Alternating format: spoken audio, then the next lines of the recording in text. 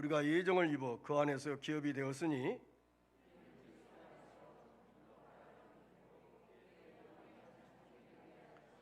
아멘. 알겠습니다.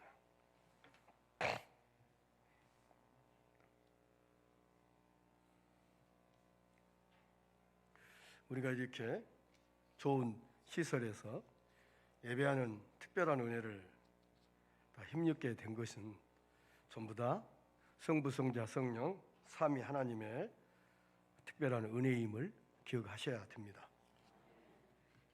부안에서는 아직도 지하에서 숨을 죽여가면서 몇 사람들이 모여서 찬송도 제대로 부르지 못하고 암기하면서 예배하고 있습니다. 특별히 오늘은 구속하신 그리스도 성자 예수 그리스도의 사역에 대해서 말씀하십니다. 구속하신 그리스도께서는 그의 피로 말미암아 구속하여 주셨다고 말씀하고 있습니다. 또 구속 사역은 비밀에 속한 것이고 구속하신 목적은 통일되게 만유를 통일되게 하려 하심이라고 했습니다. 그리스도의 보배 이른 피로 구속함을 받았다면 우리는 그의 기업이 되었다고 말씀하시고 이를 알았다면 우리는 마땅히 예수 그리스도께 행하신 그 일을 위하여 찬양하는 것밖에는 아무것도 없다고 오늘 말씀을 하고 있습니다. 자, 피로 말미암아 7절로 8절입니다. 우리가 그리스도 안에서 그의 은혜의 풍성함을 따라 그의 피로 말미암아 구속 곧 제사함을 받았으니 이는 그가 모든 지혜와 청명으로 우리에게 넘치게 하사라고 말씀하셨습니다. 예수 그리스도께서는 우리를 그의 피로 말미암아 구속하셨다고 했습니다. 그의 피, 곧 피는 죽음, 상대방 어느 누가 죽었음을 인식을 해야 됩니다. 예수 그리스도께서 피를 흘려 죽으셨음을 전제하고 있는 말씀인 것입니다. 그런데 우리가 그리스도 안에서 이렇게 표현합니다. 자, 성경적인 말씀은 우리들은 이미 예수 그리스도의 것이 되기 전에 지난 주일날 말씀을 드린 적이 있어요. 예수님의 것이 되기 전에 우리가 누구의 것이 먼저 되었다고요? 하나님 것이 됐어요. 아버지 것이에요. 아버지가 누구에게 아들 대신 예수 그리스도에게 주었다고 그랬어요. 우리는 하나님 것이었습니다. 하나님께서는 창세 전에 우리를 택하시고 우리는 원래는 하나님의 것이었는데 성자 예수 그리스도 즉 아들에게 우리를 주셨다는 것입니다. 우리를 그리스도 안에 있게 하신 분이 하나님이십니다. 고린도전서 1장 30절 보니까 너희는 하나님께로부터 나서 그리스도 예수 주 안에 있고 라고 했습니다. 우리는 하나님께로부터 나서 예수 그리스도 예수 안에 있고, 그러므로 우리는 하나님을 택하심으로 그리스도 안에 하나님이 우리를 넣어주신 것입니다. 이것을 은혜와 영광이라고 표현을 하고 있습니다. 아멘. 그리스도의 보배 이른 피로 구속을 받았다, 즉 제사함을 받았다고 하는 것입니다. 이것이 은혜의 풍성함이라고 표현을 하는 것입니다. 말할 길이 없어요. 하나님이 행하신, 주님이 행하신 일을 그 어떤 단어로 어떤 말로 표현할 수 없게 은혜의 풍성함이라 했습니다. 하나님께서 우리를 선택하셔서 예수 그리스도에게 주시면서 우리들의 죄값을 예수님이 대신 지불하도록 하셨다는 것입니다. 그를 구속이란 말이 했고 속전, 값을 지불했다, 이런 표현을 하는 것입니다. 이사야 59장 2절을 보니까 너희 죄악이 너희와 너희 하나님 사이를 내었다 그랬습니다. 이게 틈이 벌어지게 했습니다. 하나님과 우리 사이에. 자, 틈이 벌어진 그 틈은 어때요? 사탄은 조금만 틈이 벌어지면 그 틈을 벌여서 어때요? 2m, 3m, 1000m 거리를 만들어 버려요. 그래서 마귀로 하여금 뭐라 했어요? 마귀로 하여금 틈을 줘야 돼요? 틈을 안 줘야 돼요? 어떤 경우에든 마귀에게 틈을 줘서는 안 돼요. 빌미를 주면 안 돼요. 왜? 빌미를 준 순간 우리는 마귀에게 사로잡혀 본 거예요. 자, 죄는 하나님과 우리 사이를 어때요? 분리시킵니다. 갈라놓습니다. 어떻게 틈만 벌어지게 합니다. 그 틈이 조금만 틈이 벌어진 거예요. 1m, 2m 벌어진 것도 벌어진 거예요. 근데 우리는 조그만 틈이 몰라요. 틈이 벌어진 것을 몰라. 너무 가깝거든. 종이 한 장 사이에요. 들갈등말등하는 사이에요. 그런데 그 틈이 어때요? 사람과 사이를 분리시켜 한몫하지 못하게 해요. 등을 돌리게 해요. 말을 안 끊게 해요. 인사도 잘 안 하게 해요. 같은 자리에도 앉게 안 해요. 틈이, 종이 한 장 틈이 얼마나 무서운가를 우리는 알아야 돼요.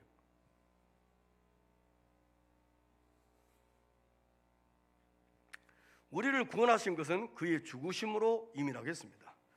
로마서 5장 6절은 그리스도께서 경건치 아니한 자를 위하여 죽으셨다. 그래서 우리가 경건치 않고 하나님과 원수된 우리를, 하나님은 우리를, 이 그리스도께서는 죽으셨습니다. 8절은 우리가 아직 죄인 되었을 때에서 그리스도께서 우리를 위하여 죽으셨으므로, 또 10절은 우리가 원수 되었을 때 그의 아들의 죽으심으로 말미암아 우리가 하나님과 화목하게 되었다고 했습니다.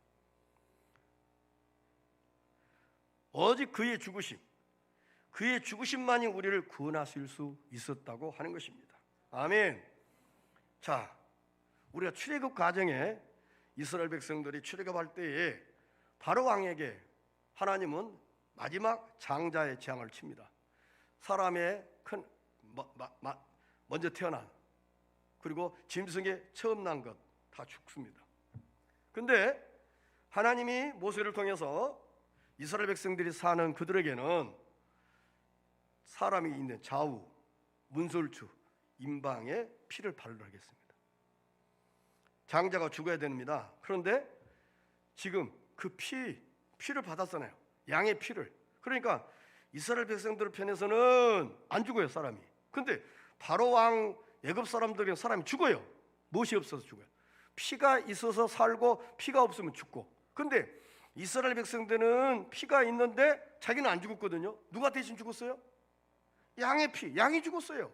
그래서 그걸 이제 그 사도 요한복음 1장 29절에 세상죄를 지고는 하나님의 어린 양을 보라 그랬어요. 그러니까 구약 시대의 유월절 제사 때 유월절 양으로 헤아릴 수 없는 양들이 죽었는데 그 양의 대표가 누구냐? 예수님을 말씀하고 있는 거예요. 아멘.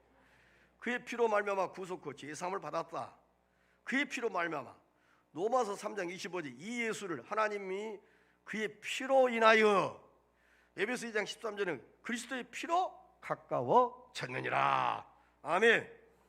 예수 그리스도의 죽으심과 피 흘리심은 구약의 희생제사와 온전한 성취임을 보여주시고 있는 것입니다. 그런데 출애굽기 12장에 보면은 피 밖에, 다시 말해 피가 발라져 있는 대문 밖으로 나가지 말라고 그랬어요. 왜? 대문 밖에 나가면은 효염이 없어. 죽어요. 그러니까 대문, 피 발라진 대문 안으로 들어가 있을 때 그 피가 죽을 자를 살려낸다는 것입니다. 아멘. 그러므로 이 자리에 우리는 전혀 예수 믿기 전에 원수처럼 살았던 사람들이에요. 근데 아니 어떻게 원수 같은 사람이, 내가 먼저 믿었어. 그런데 원수 같은 사람이 예수 믿자고 들어왔네. 그런데 한 동네 살아도 이야기도 않고 살던 사람이 같은 교회 안에서 이제 아이고 그치 어쩔까요? 내가 담양 옥교로 갈 수도 없고, 죄 한 번 보도 당신은 지금 양주교로 나가시오. 그렇게 할 수도 없고 큰일 났어요. 보통 심각한 문제 아니에요. 그런데 그리스도의 피로 가까워졌느니라. 아멘. 주님의 죽으심이 같은 교회 안에서 성도와 성도 사이에 그 담 하나를 못 허물어요? 그리스도의 죽으심이 그 정도도, 피 흘려 죽으심이 그 정도 효과가 없어요?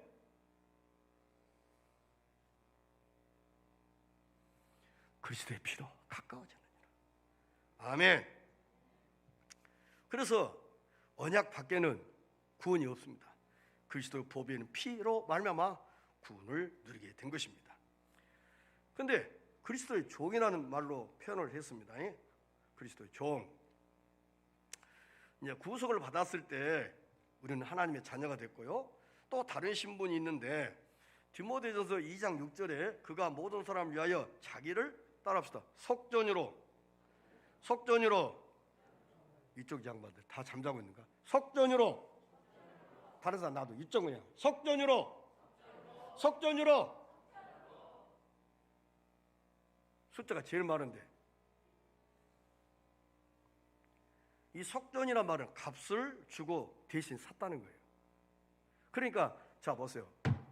우리는 이스라엘 문화를 모르니까 보세요. 결혼할 때 신부를 데려오잖아요. 신부감을 데려올 때 남자가 돈을 다 지불합니다. 그리고 여자는 몸만 나와요. 이것이 예수님 안에서 풀어지잖아요. 예수님이 우리를 대신해서 어때요? 다 천하를 주고도 바꿀 수 없는 그 고귀하신 예수님이 우리를 위해서 다 쏟아 부어버렸잖아요. 생명을 주어버렸잖아요. 그래서 값으로 산 것이 됐다.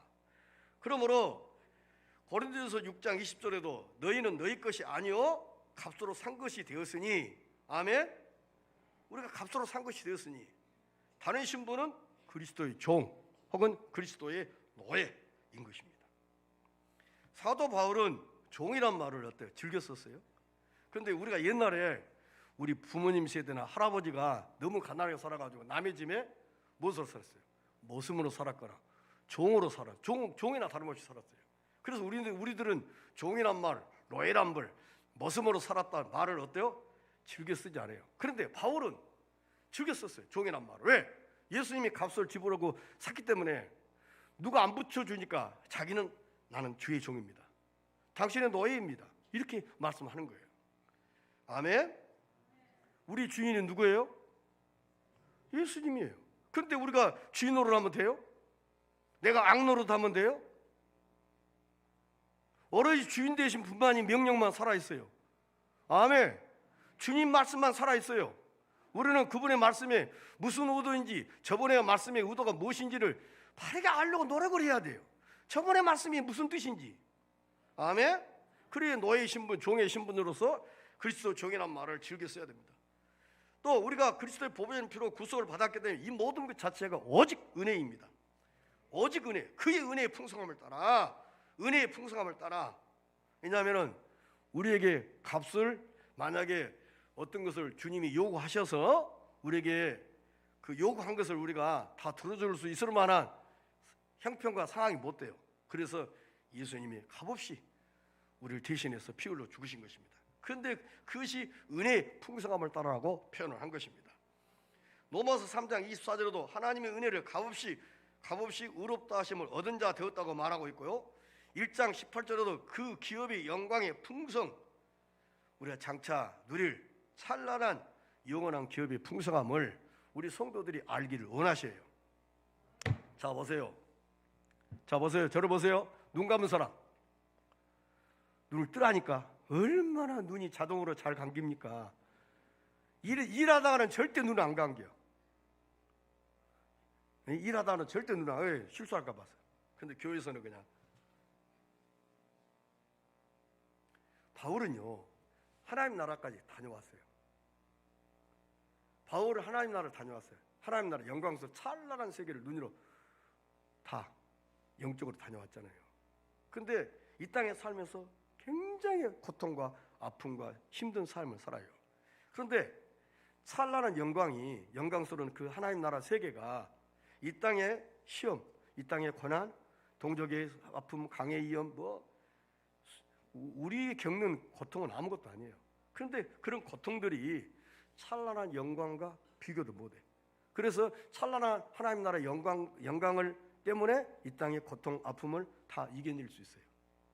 우리도 마찬가지예요. 이 땅의 것을 가치 두면은 안 돼요.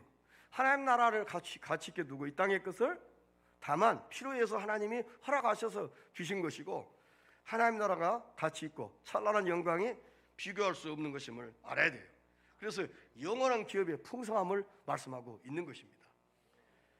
하나님 나라에 대해서, 천국에 대해서 이 땅의 그 언어로 다 우리가 표현한들 다 부족해요. 이 땅의 그 언어, 무엇으로 다 하나님 나라가 이런 나라입니다, 하나님 나라 이런 것입니다, 다 부족해요. 가봐야 알아요. 그러나 이 가봐야 알지만은 이 땅에 성경에 기록된 우리들의 언어를 통해서도 어때요? 그 기업의 영광의 풍성함을 어느 정도는 어때요? 우리가 짐작을 하잖아요.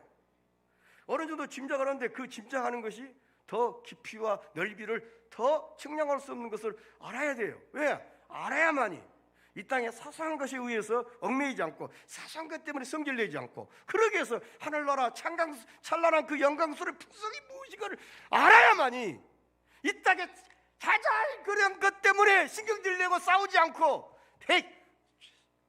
아무것도 아니야 배설물 여겨버리고 그럴 수 있을 만큼 우리가 하려면은 찬란한 하나님 나라 영광 세계가 무엇인지를 우리가 알아야만이 이 땅의 것을 그렇게 가치 있게 버릴 수 있단 말입니다. 우리가 그리스도의 보배인 부로 구속을 받은 것은 오직 은혜라고 말하고 있잖아요. 오직 은혜. 오직 은혜인데 2장 4절에 긍휼에 풍성하신 하나님이라고 했어요. 2장 7절에는 그 은혜의 지극히 풍성함을 따라 아멘. 긍휼에 풍성하신 하나님, 그 은혜의 지극히 풍성함.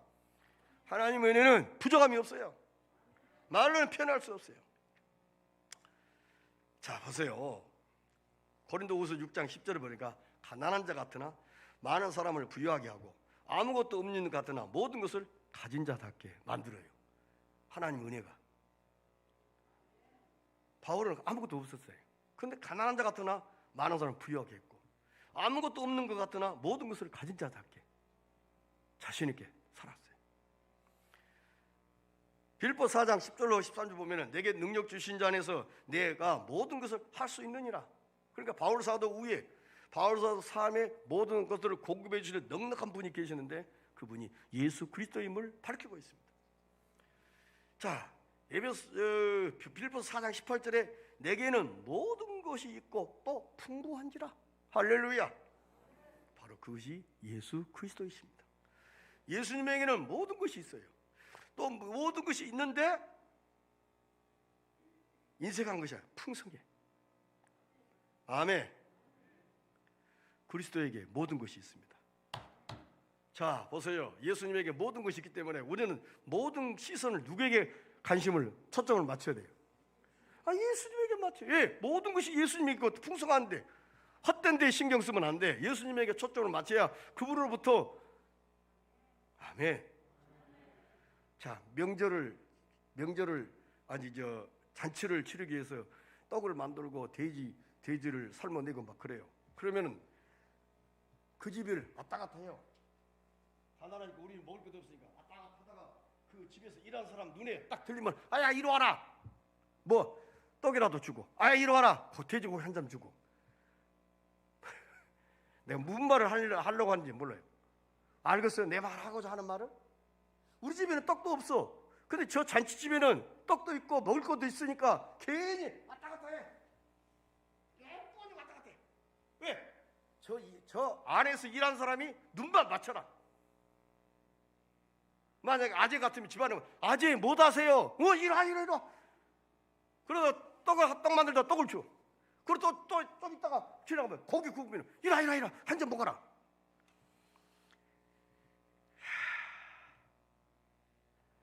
내게는 모든 것이 있고 또 풍부한지라. 아멘. 여러분 통장에 모든 것이 있어요?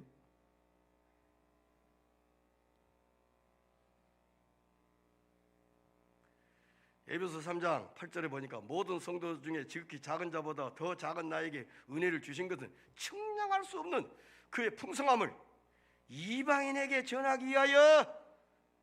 할렐루야. 바울은 다른 사람보다 지극히 작은 자인데 하나님께서 이 큰 은혜를 주신 것은 그리스도의 풍성함을 이방인에게. 자 보세요. 그럼 뭐예요? 먼저 내가 풍성함을 누려야만이. 부족함이 천지인 이방인에게 이런 은혜가 있다고 풍성함이 있다고 말할 것 아닙니까? 내가 누리지도 못한 내가 가난하게 살면서 뭐 예수 믿으면 부자가 됩니다. 그런 말을 어떻게 말해요? 내가 진짜 예수 믿고 부자가 됐고 많은 것을 누리고 풍성함을 누렸다면은 나는 아무것도 아재가 보시다시피 30년에 내가 어떻게 살았어? 우리 집안에 어떻게 살았어? 예수님 안에서 이렇게 신앙생활을 하다 보니까 하나님 은혜로 우리 가정이 이렇게 펴졌습니다. 이것이 간증이요. 아멘. 우리 교회도 그런 간증자들이 많이 나와야 된다니까.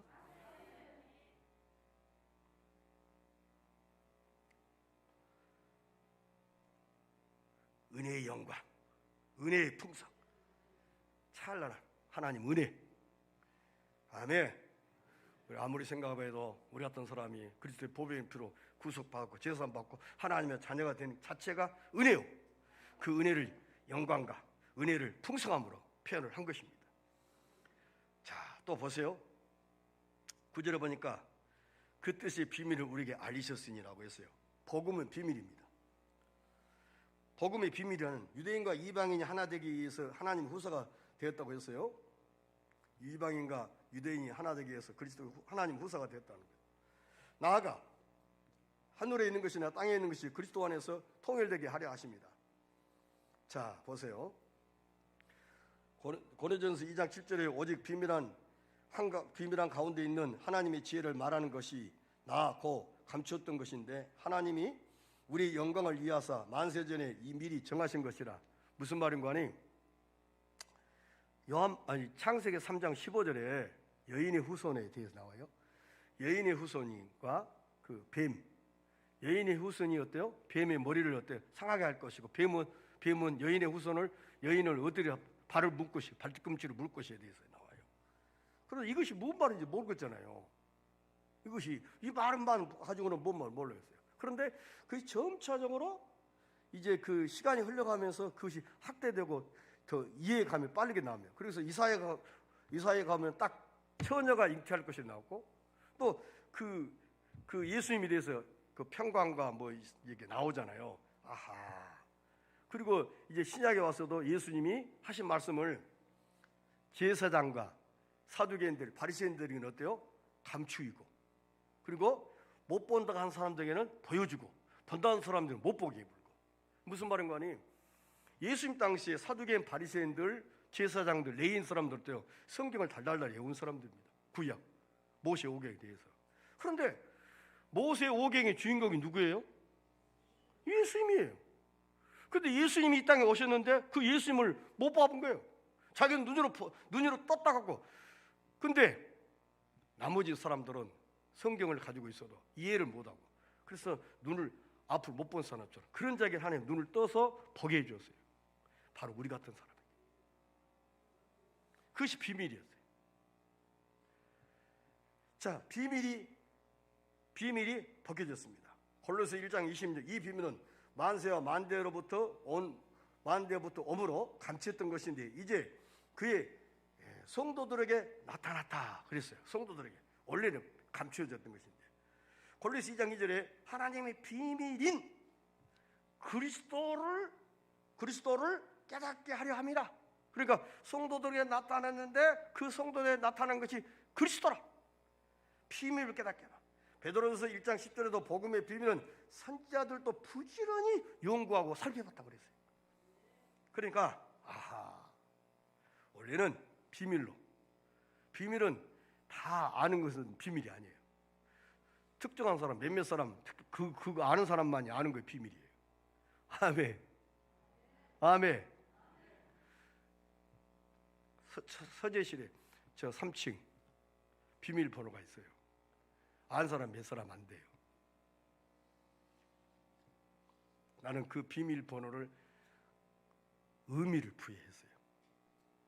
아신 분들은 왜 그렇게 그 번호를 그렇게 했는가 알고 싶으면 저한테 개인적으로 살짝 물어보시면 가르쳐드리겠습니다.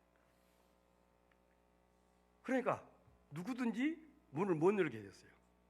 비밀을 안 사람만이 언제든지 그 비밀을 아니까 문을 열도록 돼 있어요. 그런데 100번을 가도 그 비밀번호를 모르면은 또 잠가졌네 그런 거예요.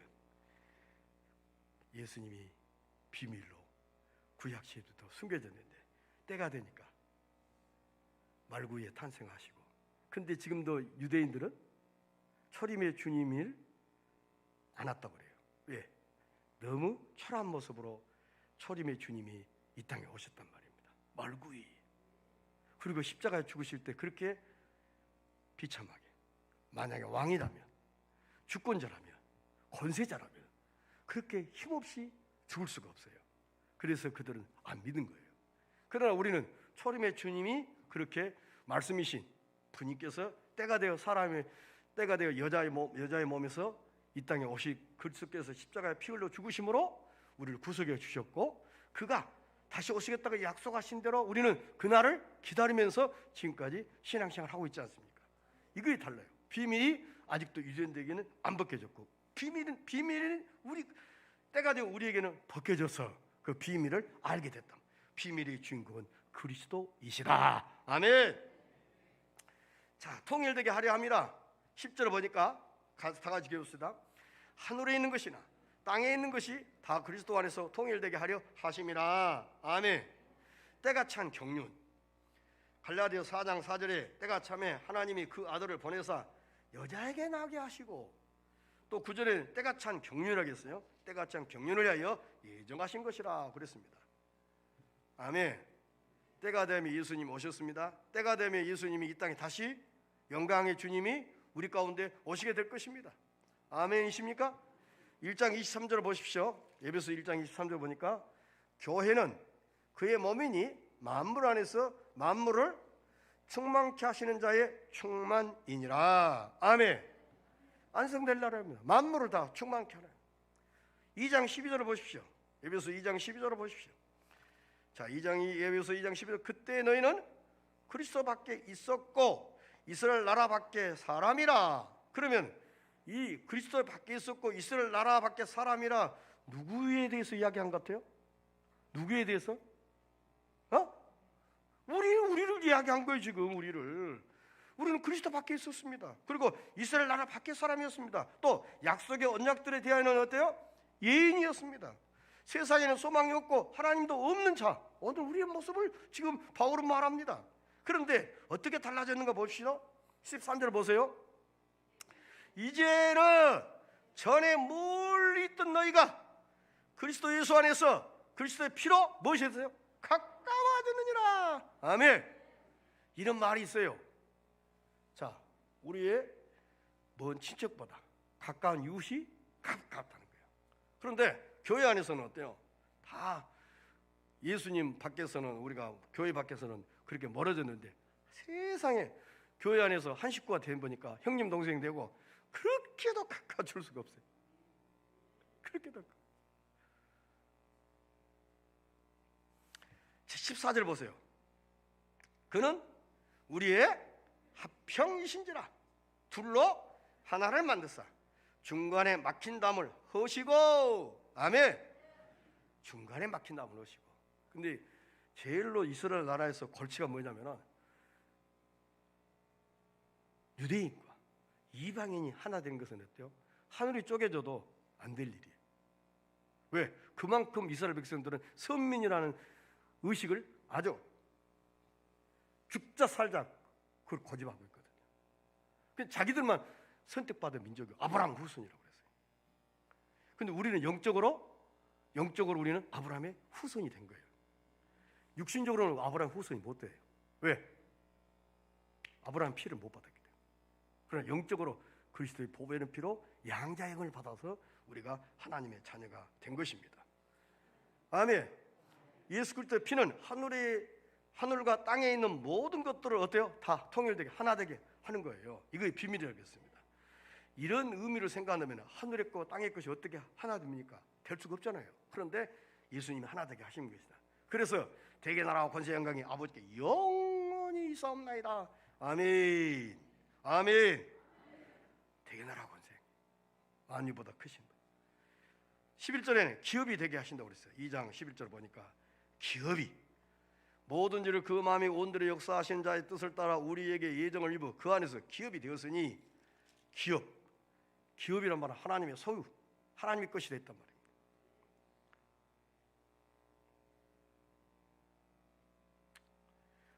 에스겔서요 45장 28절에 보면은 참 기가 막힌 말이 있어요. 내가 곧 그 기업이다. 하나님이 우리 기업이랍니다. 자, 그 안에 거할 하나님의 기업이 중요해요.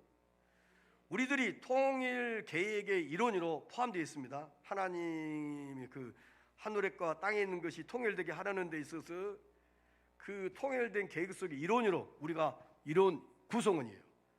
그리고 감사하게도 통일을 위하여 역사에 나가는데 우리가 하나의 도구로 지금 사용되고 있다는 것을 기억하셔야 됩니다. 아멘. 우리가 하나님의 소유가 됐습니다. 자, 하나님은 가나안 땅을 약속했어요. 가나안 땅을 하나님이 이스라엘 백성들에게 주시겠다는 것입니다. 때가 되면 어때요? 이스라엘 백성들은 어때요? 노력 없이 하나님이 전쟁을 통해서 이기게 해가지고 땅을 12지파가 다 밖에 있잖아요. 그 하나님이 주신 이 땅에 사는 이스라엘 백성들의 기업이었습니다. 빌립보서 3장 20절에 그가 만물을 자기에게 복종케 하실 수 있는 자의 역사를 우리의 낮은 것을 자기 영광의 몸의 형체같이 변케 하시리라. 아멘. 무슨 말인가 하니 우리는 본래 부모로부터 태어나서 태어난 순간은 이쁜 것 같아도 시간이 흐르면 흐를수록 어때요? 부모의 뱃속에 나오는 순간부터 어때요? 우리는 어때요? 다 어때요? 시간이 되면은 보시기에 사람 보기 어때요? 냄새나고 다 안 좋아요. 그런데 그런 낮은 몸을 자기 영광의 몸의 형체같이 변케 하시리라. 이거 통일되게 하신 거예요. 요한일서 3장 2절에 사랑하는 자들아 우리가 지금은 하나님의 자녀라. 장래에 어떻게 될 것을 아직 나타나지 아니하였으나 그가 나타내심이 되면 우리가 그의 죽은 줄을 아는 것은 그의 계신 그대로 볼 것을 인함이니. 아멘. 또마스 8장 17절에 자녀이면 후사 곧 하나님의 후사요 그리스도와 함께하는 후사니 우리가 그와 함께 고난을 받게 하여 영광을 받게 하여 고난도 함께 받아야 될 것이라. 아멘. 자, 하나님이 우리를 구속하셨습니다. 우리는 하나님의 소유가 되었습니다. 하나님께서 되었다. 그러면 이사야 43장 1절에 이런 말씀 하셨어요. 창조하신 자가 너를 조성하신 자가 너는 두려워 말라. 내가 너를 구속하였고 너를 지명하여 불렀나니 따라합시다. 너는 여기서 너는 자기 이름을 댑시다. 강인이는 내 것이라. 우리를 하나님이 불러주시고 아예 내 것을 하나님 점을 찍어버렸어요. 때가 되니까 진짜로 나를 사버렸어요. 나와 상관없이 값을 계산할 수 없어. 하나님이신 그분이 나를 대신해 죽어서 나를 샀기 때문에. 그러니까 그 은혜를 안다면 어때? 평생 갚아도 갚을 수 없는 큰 은혜를 받았기 때문에 은혜의 풍성함, 은혜의 영광 이렇게 표현할 수밖에 없어요. 아멘이십니까? 그래서 1장 18절도 성도 안에서 그 기업의 영광의 풍성함을 아멘 우리가 알기를 원해요. 하나님 나라에서 그 기업의 풍성함을 아멘 우리 하나님의 자녀가 되었고 측량할 수 없는 은혜를 누리게 된 사실을 기억하고요. 그런데 우리가 하나님의 소유가 됐습니다. 그러므로 하나님의 손에서 빼앗을 자가 없어요. 그걸 요한복음 10장 그렇게 말씀합니다. 요한복음 10장을 한번 보십시다. 이것은 중요한 거니 한번 읽어봅시다. 요한복음 10장 자, 요한복음 10장 28절 자, 내가 저에게 영생을 주노니 영원히 멸망치 아니할 터요 또 저희를 내 손에서 빼앗을 자가 없느니라. 여기까지는 하나님의 손이 어떤 손인지 몰라요. 얼마나 큰지는 몰라요. 근데 29절을 볼게요. 저희를 주신 내 아버지는 만유보다 크심에 아무도 아버지 손에서 빼앗을 수 없느나. 아니 만유보다 크신단 말은 무슨 뜻이에요? 만유보다 크신단 말은 무슨 뜻이냐고. 에? 만유보다 크시다. 하나님 만드신 자연 세계가 엄청나네요. 측량할 수 없어, 헤아릴 수 없어. 그런데 만유보다 큰 말이에요. 이 땅에 만든 하나님이 만든 세계만 크다고 눈 휘둥그리지 말고 그걸 만든 사람 있음을 눈을 휘둥그렇게 한번 쳐다봐라 이 말이에요. 무슨 말인지 알겠어요? 만유보다 크시며 그러면서 아버지 손에서 빼앗을 수가 없는 하나님이 내 것으로 딱 점찍을 하기 때문에 누가 하나님 손에 그 만유보다 크신 손에서 아무리 하나님보다 힘이 있다면 우리를 뺏어 갈래요. 그런데 하나님 꽉 쥐고 있으니까 마귀가 1000만 마리가 붙어도 못 뺏는단 말이에요. 그 하나님의 손에서 우리를 보여주고 지켜주고 인도해 주신다 이 말이에요. 아멘 아멘. 이런 은혜를 받고 산다 이 말입니다. 그러면 보십시다. 11절에 보면은 자, 그 안에서 기업이 됐다고 했잖아요. 그러면 우리가 그 예정을 입어 그 안에서 기업이 됐는데 12절에도 우리가 나와요. 또 13절에는 너희로 나와요. 너희로. 너희로, 너희로.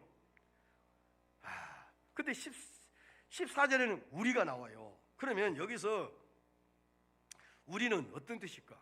처음에 말하는 우리는 바울 사도, 에베소 교회 성도들, 우리를 가리켜요. 이 자리에 앉은 거죠. 그런데 12절에 우리는 이는 그리스도 안에서 전부터 바라던 우리로 그의 영광의 찬송이 되게 하려 하심이라. 유대인들 가리킵니다. 그런데 13절을 보세요. 그 안에서 너희도 진리의 말씀 곧 너희의 구원의 복음을 듣고 그 안에서 또한 믿어 약속의 성을 인치심을 받았으니. 14절 이는 우리의 기업이 보증이 되사 그 얻으신 생 것을 구속하시고 그의 영광을 찬미하게 하려 하심이라. 아멘. 그리스도 안에 있는 모든 성도들을 우리라는 그 단어 속에 품에 다 안고 우리 주님이 계신다는 것입니다. 그러므로 이 우리라는 이 속에는 어때요? 내가 좋아하는 사람 있고 싫어하는 사람 있고 원수같이 여기는 사람도 다 포함되어 있다는 거예요. 그래 다시 잡으세요. 예수님이 차라리 저 사람은 우리에게 안 나왔으면 좋겠어. 그런 사람이 교회에 나와요.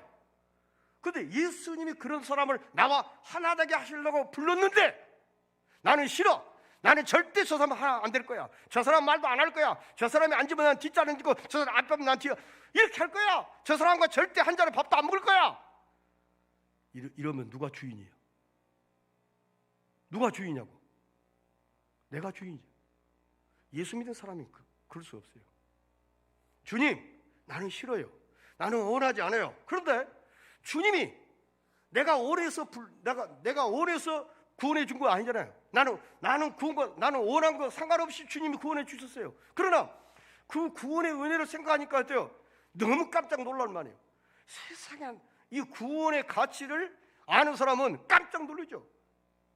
그러나 구원의 가치를 모르는 사람은 구원을 받게 해줘도 그 마음이 무슨 말인지 그 마음을 몰라. 오늘 우리가 참 그렇게 살아가고 있다면 얼마나 답답한 사람이지요. 에베소 4장 4절을 보면 몸도 하나요 믿음도 하나요 세례도 하나요 하나님도 하나이시니 곧 만유의 아버지시라. 만유 안에 계시고 만유를 통일되게 하시고. 할렐루야. 다 통일되게 하시고 하나님께서 그리스도 안에서 만유를 통일하십니다. 하늘의 것은 땅의 것이나 유대인이나 이방인이 다 하나 되게 하십니다. 너와 나를 통일되게 하시며 하늘에 있는 것은 땅에 있는 모든 것이 다 그리스도 안에서 하나 되게 통일되게 하십니다. 그리스도 안에서 하나 된 우리를 한 가지로 영광의 기업이 참여하게 됩니다. 하나님이 기업이 되었음을 잊지 말아야 된다는 것입니다. 우리가. 아멘. 그래서 이사야 41장 10절에 두려워 말라 내가 너와 함께함이니라. 놀라지 말라 나는 네 하나님이 됨이니라. 내가 너를 굳세게 하리라. 참으로 너를 도와주리라. 참으로 나의 의로운 오른손을 붙들리라. 누가? 이 자리에 앉아있는 하나님 나라 기업이 된 우리를 하나님 그래도 그렇게 애지중지 아끼면서 사랑하는 존재로 특별한 사람으로 우리가 오늘 이렇게 사용되고 쓰임받고 있다는 사실이에요. 아멘. 누구 때문에 이런 존재가 됐어요? 예수님 때문에. 예수님 때문에 하나님의 특별한 관심의 대상이 우리가 되었던 것입니다. 아멘. 아멘. 그러므로 우리는 하나님의 그리스도의 보배인 피로 구속을 받고 하나님의 자녀가 된 이 영광을 어때요? 갚을 길이 없으니까 그저 찬송할 것밖에 없다는 것이에요. 자, 12절 다 같이 읽겠습니다. 이는 그리스도 안에서 전부터 바라던 우리로 그의 영광이 찬송이 되게 하려 하심이라. 아멘. 이것이 7절로 12절의 결론입니다. 중심입니다. 영광이 찬송이 되게 하려 하심이라. 성부 사역은 3절로 4절. 그런데 6절을 보세요. 6절 끝부분에 그의 사랑한 자는 우리를 그의 주시며 그의 은혜의 영광 참여하려나. 성자 사역은 7절로 12절인데 12절에 그의 영광이 찬송이 되게 하려 하심이라. 찬송이 되게 하려. 또 14절에도 그의 영광을 찬미하게 하려 하심이라. 아멘. 이 찬송은 하나님이 피하라는 거예요. 하나님이 이르신 분입니다. 우리가 어때요? 여러분들이 만약에 금강산을 다녀왔다고 합시다. 금강산을. 저는 금강산은 영상으로 봤습니다. 직접 안 가봤습니다. 그런데 여러분 다녀왔습니다. 금강산 물도 깨끗하고 어쩌고 저쩌고 그렇게 합니다. 그러면 다녀온 사람은 어때요? 한강물이나 금강산 물이나 뭐 똑같이 그래. 아니요, 차원이 달라. 한강물은 꾹꾹 마실 수 있어? 못 마시지. 그런데 나 금강산물을 꿀꺽 마셔도 배탈 안 나더만. 먹어본 사람이 어때요? 말하니까 그래. 다녀온 사람 피하라 하는 거예요. 찬송이란 말이 그거 같은 거예요. 하나님을 높이고 피하라 자랑한다는 거예요. 하나님이 이런 분입니다. 하나님 이런 은혜를 주신 분입니다. 하나님 이렇게 나를 사랑합니다. 이게 자꾸 그것이 찬송이에요. 하나님 피하라고 높여드리는 거. 아멘. 찬송이 생겨요. 근데 데살로니가전서 2장 20절에 보면 너희는 우리의 영광이요 기쁨이라고 그랬어요. 바울 사도는 데살로니가 성도들이 바울 사도에게는 영광이요 기쁨이라고 그랬어요. 성도들은 하나님의 기업이며 그의 그리스도의 영광입니다. 그러므로 우리는 찬송할 뿐밖에 없습니다. 아멘. 이것을 찬미하게 하려 함이라. 아멘. 그러므로 우리는 찬송하고 싶어서 그냥 어쩔 줄 몰라요. 막 찬송을 하고 막. 혹시 저에게 물을게요.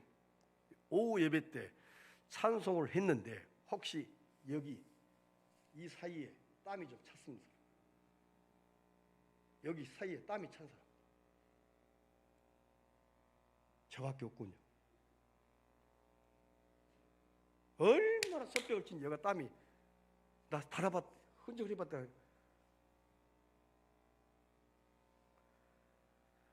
여러분들은 은혜의 영광을 찬미하게 합니다. 세상에 나한 자들 서럽된 나한 자들 손이 없어 이런 사람들 막 손뼉 쥐고 난리인데 멀쩡한 10가락 손이 있으면서도 그렇게 손뼉 쥐기를 게을리하고 그러면 쓰겠냐.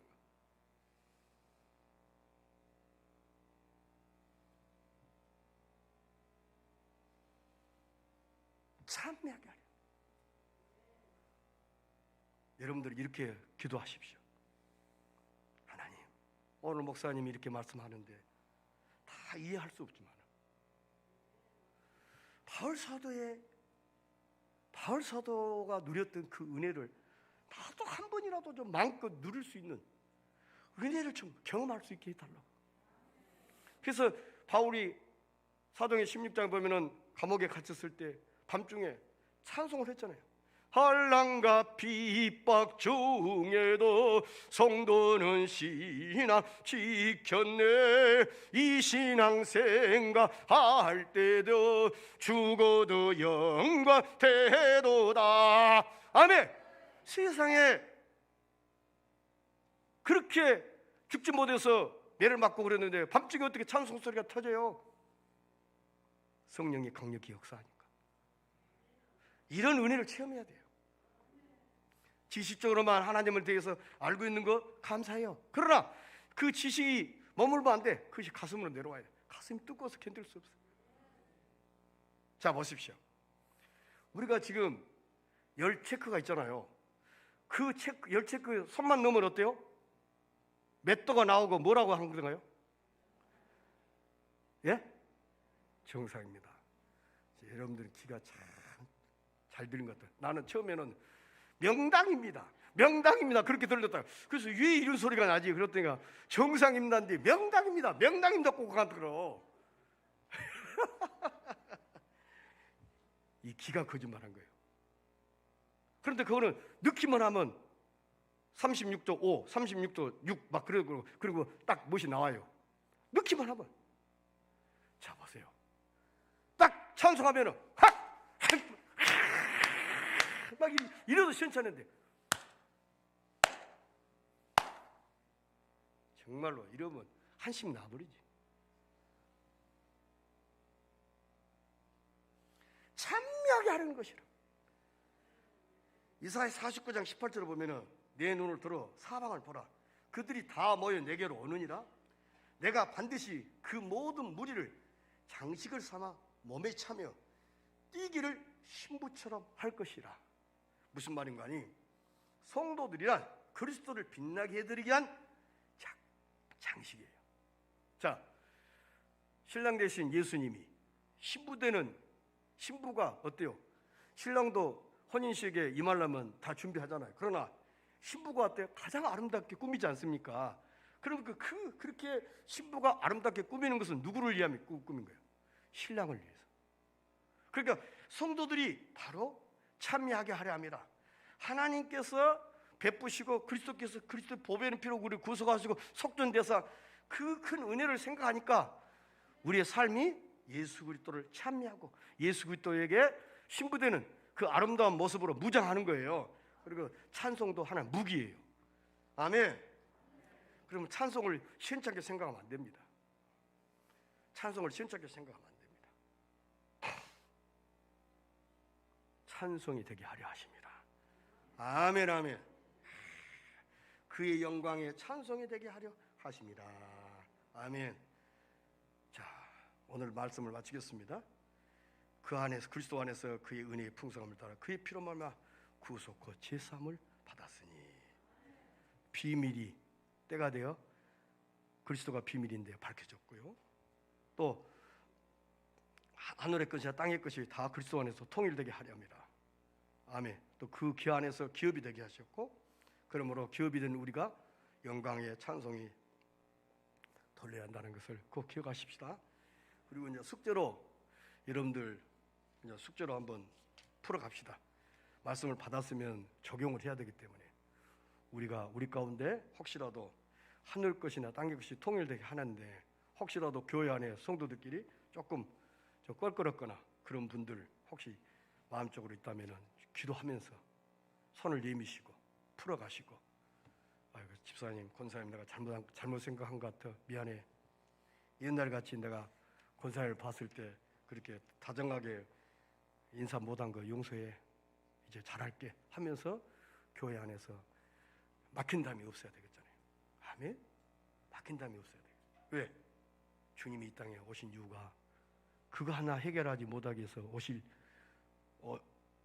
것은 그보다 더한 것까지라도 하늘의 것과 땅의 것을 통일되게 하려 하는데 우리가 통일되게 하라는 일에 쓰임받는 도구가 되셔야 됩니다. 주님, 하나님의 미라로 쓰임받게 주옵소서. 그렇게 쓰임받을 수 있게 바랍니다. 그리고 이사야 41장 10절 말에 두려워 말라, 내가 너와 함께함이니라. 놀라지 말라, 난 네 하나님이 됨이니라. 내가 너를 굳세게 하리라. 참으로 너를 도와주리라. 참으로 나의 의로운 오른손 너를 붙들리라. 하나님의 자녀된 우리를 이렇게 하나님이 붙잡고 계시고 사랑하시고 있다는 사실 하나만 생각하게도 한 주간도 힘차게 늘 찬송하면서 하나님께 나아가는 귀한 은혜의 삶을 살아가야 될 줄로 믿습니다. 466장 찬송이었습니다.